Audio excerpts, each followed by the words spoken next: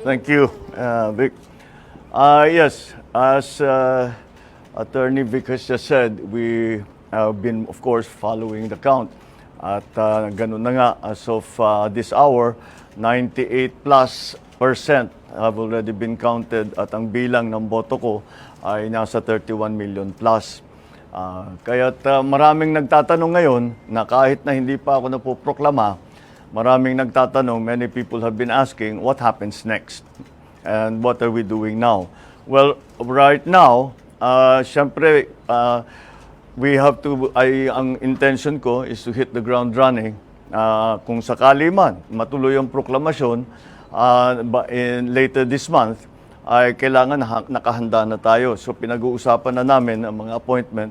As I'm sure you can imagine, the economic managers are going to be critical for the next several years because of the pandemic and the economic crisis. So that is something that we are looking at very carefully. But it's not only the economic managers, lahat talaga ng positions, not only cabinet positions but even other agencies ay tinitignan na naming lahat.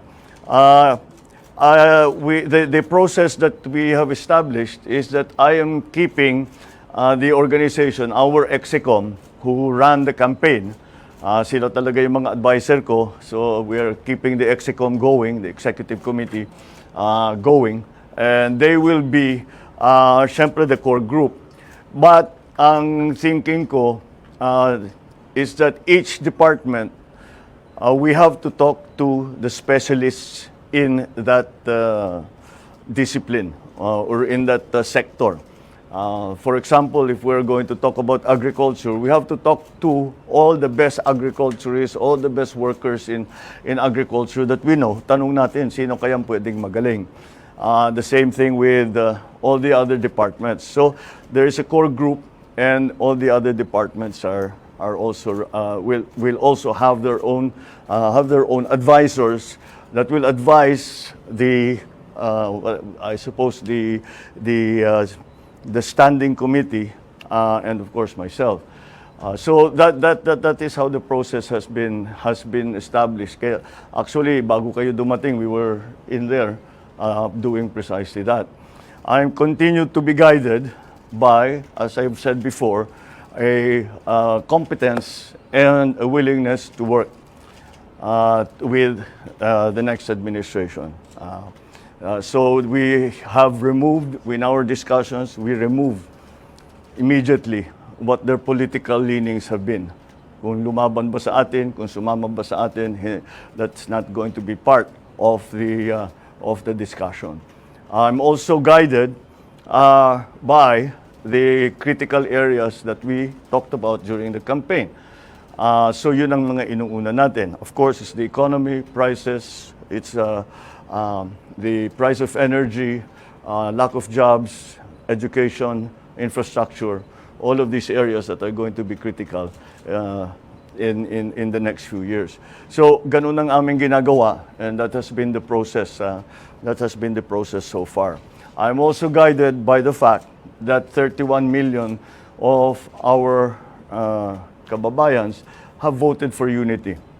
And I am guided by that in the sense that I will continue to work for a government, an administration that gives voice to everyone who wants to help. We may not agree.